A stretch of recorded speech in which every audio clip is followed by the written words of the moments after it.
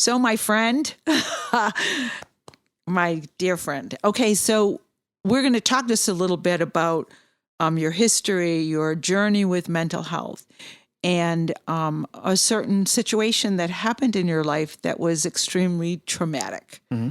So why don't you start and share a little bit about the who and what you went through as a child, or at whatever point you felt that you recognized, or maybe you didn't recognize. A lot of people don't recognize what's essentially going on in their life. So I'm going to let you talk for a few minutes. Yeah. So as a child, I was raised by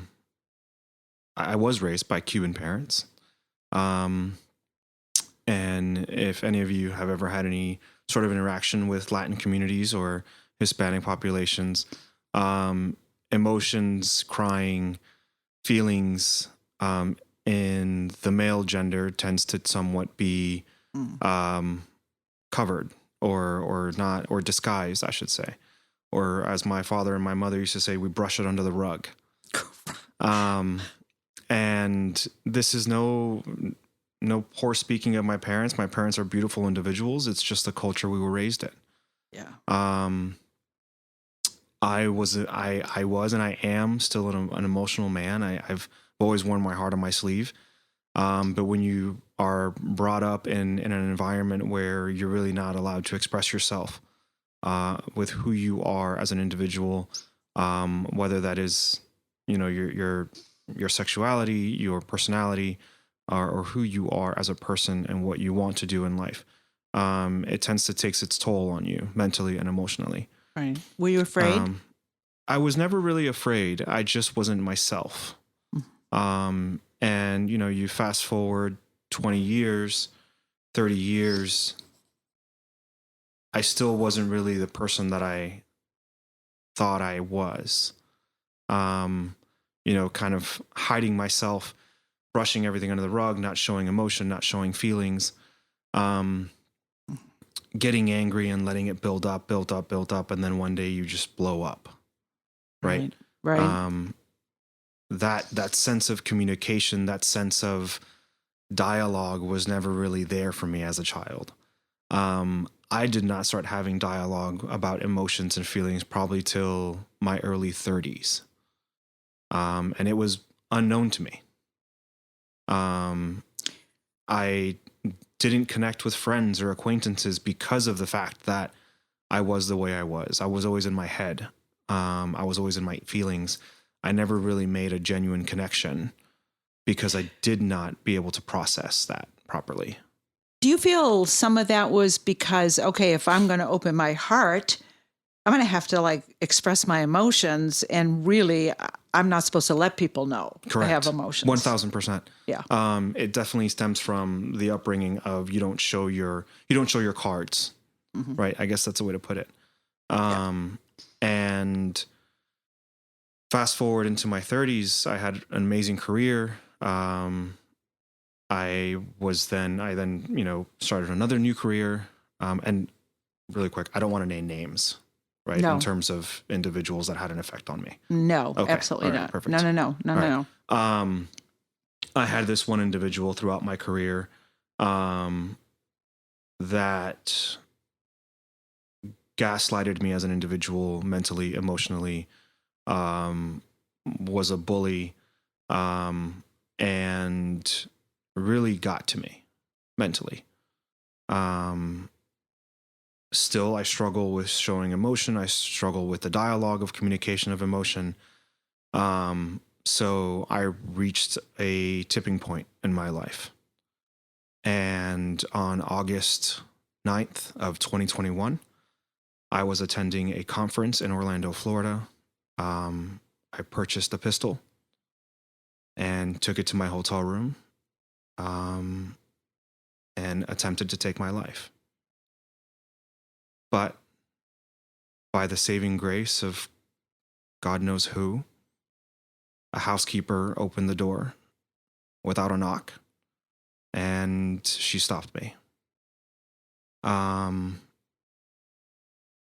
If anyone obviously has stayed in hotels, they know that housekeepers always knock and say housekeeping. Right. For some reason, she did not. Divine intervention. Who knows? It was the angels watching over me that night, right? I still think of that day vividly.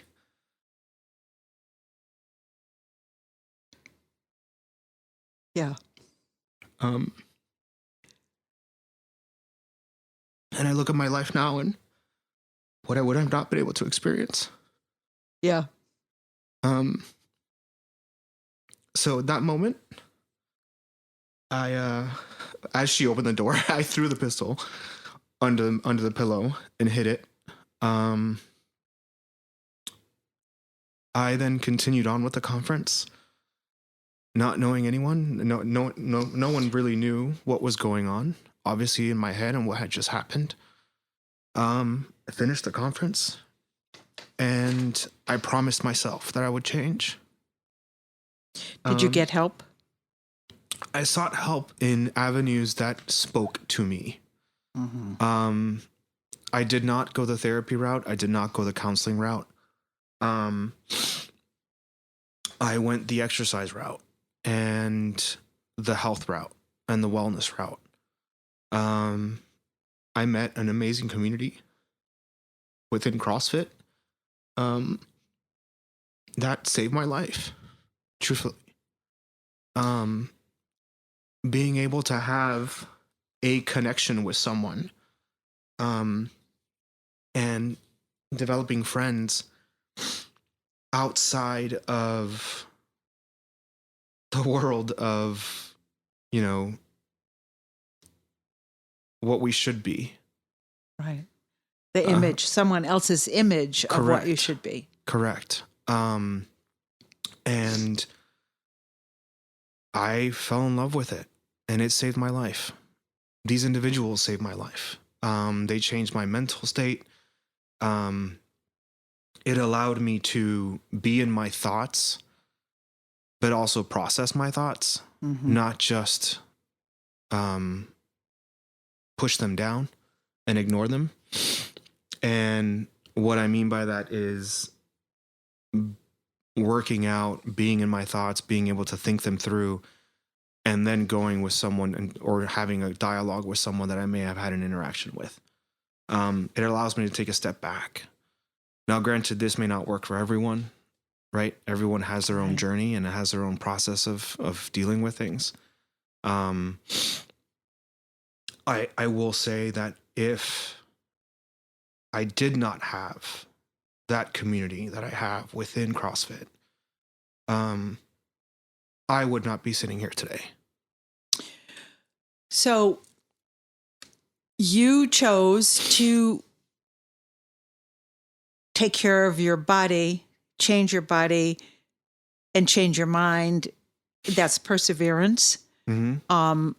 It shows resiliency and character. And you're right. A lot of people may not have that route, but I think that sometimes our way of dealing with things, and I certainly can exactly relate to what you're talking about. There are certain people that can just overcome that, manage that. Mm-hmm.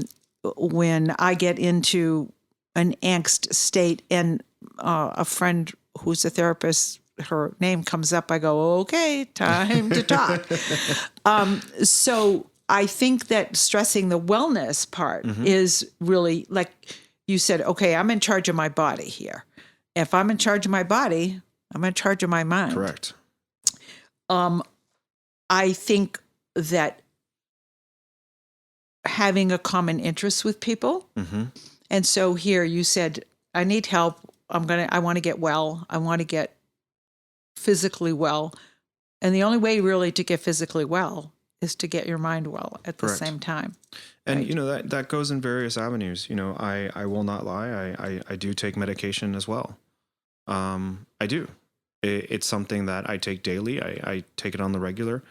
Some people may not approve of that, and some people do. I've had many friends, I've lost many friends actually, due to the fact of taking medication for that. But the way I see it is that's taking care of me. Right. And if one little pill a day is going to help me keep my mind at ease and allow me to continue on with my life and get my workout in and allow me to have the mind that I know I have to do the work that I love on a daily basis, then that's okay. I came to a point in my life about 2 years ago that I really stopped caring what people thought about me. And I think that was the best thing I could have ever done for myself. Yeah. We put so much pressure on ourselves of societal norms of, oh, what are they going to think of me? Oh, what about this? What about that? And I think back to my childhood when my mother used to say, don't behave that way. What are they going to think of the family? Right. And that just stems back from that. And Right. it followed me all the way till I was 39. And granted, but that's how she was raised. Right. That's how she and my father were raised back in Cuba. And to me, it's one of those things. I can't hold that against them, but I'm not them. Right. So I came to realize that I need to do me, and I'm going to do me proudly and without any sort of remorse or excuse.